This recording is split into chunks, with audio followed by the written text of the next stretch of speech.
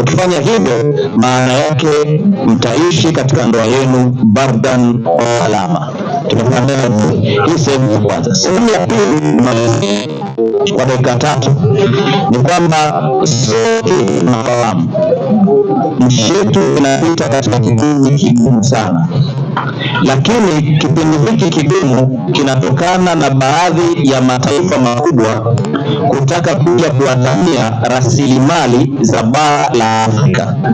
Tumefahamiana vizuri, kwa sababu bunduzi wanahitaji madini na wao hawana madini. Madini yako katika bara la nini?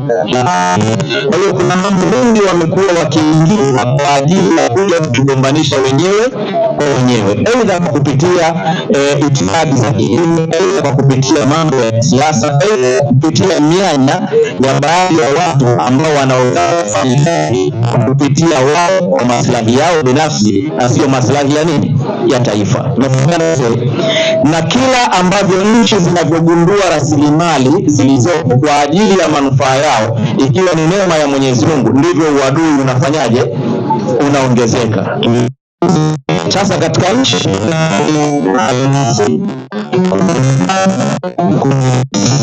kuna uranium, kuna zinki, lakini pia kuna mafuta, lakini pia kuna rasilimali za misitu pamoja na utalii, hata bahari yenyewe. Hizi ni nini?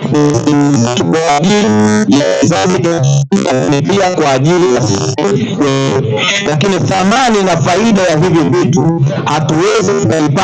Faida ya dhahabu hatuwezi tukapata, faida ya almasi tunayo hatuwezi tukapata, faida ya madini ya uranium hatuwezi tukaipata, faida ya madini ya hatuwezi tukaipata, faida ya gesi tulionayo wala mafuta tulionayo, isipokuwa kwa misingi ya amani itakapoimarishwa na taifa letu. Tumeelewana vizuri? Na msingi wa kwanza wa amani ni na wewe, sio mtu mwingine. Tumeelewana vizuri? Msingi wa kuitunza amani ni mimi na nani?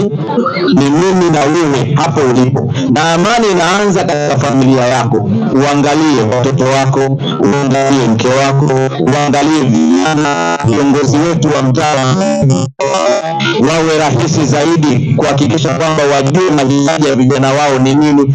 Wakati mwingine hawa viongozi tulionao wao ndio sababu ya kusababisha vurugu katika nini, katika jamii. Pale ambapo unaenda kuomba rushwa hata sehemu ambayo haistahili upate huduma, unaomba nini? Unaomba rushwa. Tumefahamiana vizuri?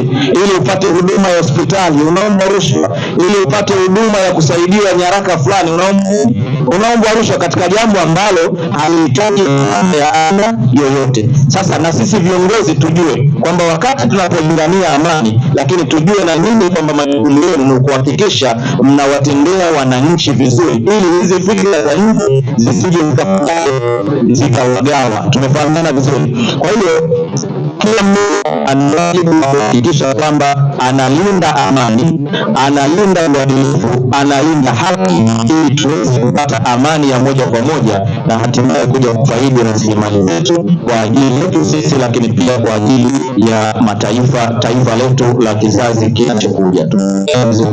Haya matatu mwenyewe umekuwa ni tumbo linakuwa ngumu. Sasa niseme kwamba Mwenyezi Mungu Subhanahu wa Ta'ala Mwenyezi Mungu Subhanahu wa Ta'ala kwenye uzito atuwekee. Mwenyezi Mungu Subhanahu wa Ta'ala atulinde na fitna, atulinde na maadui, atulinde na chuki, atuhifadhi juu na chini, kushoto na kuliani, mbele yetu pamoja na nyuma yetu. Na insha Allah kwa yule mwenye kutumia kwa ubaya, basi ubaya huu Mwenyezi Mungu amrejeshee yeye mwenyewe. Sisi na mashehe zetu akina Kariho, mashehe zetu akina Takwa na wote ambao wanamtumikia Mwenyezi Mungu na Bwana Mtume Muhammad, na tufikie ila hali ni Waislamu Muhammadan Rasulullah. Wassalamu alaikum warahmatullahi wabarakatuh.